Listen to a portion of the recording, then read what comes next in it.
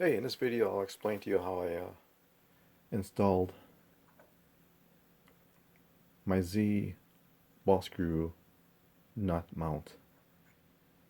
I end up, you can see my hatch marks where I marked it in red. I end up taking about 50 to 80 thousandths off.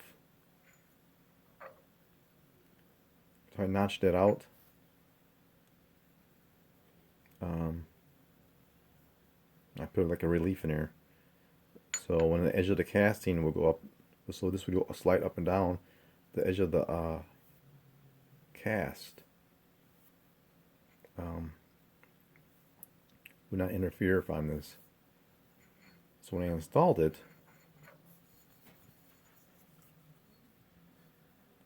first of all, this will not fit inside of the column that up on top. There's no way this will fit on top. So what I end up doing is I installed it through the slot of the column, and like I said, this is relieved so the side of the column won't rub on here.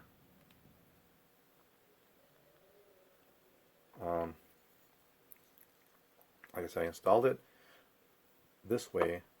I lifted it all the way up to the top, dropped the ball screw and nut in from the top. While I was holding it, then I bolted it down. And it worked out really well that way. If you have any questions, let me know. Like I said, I made myself an extra set of ball screw mounts, just in case I needed them.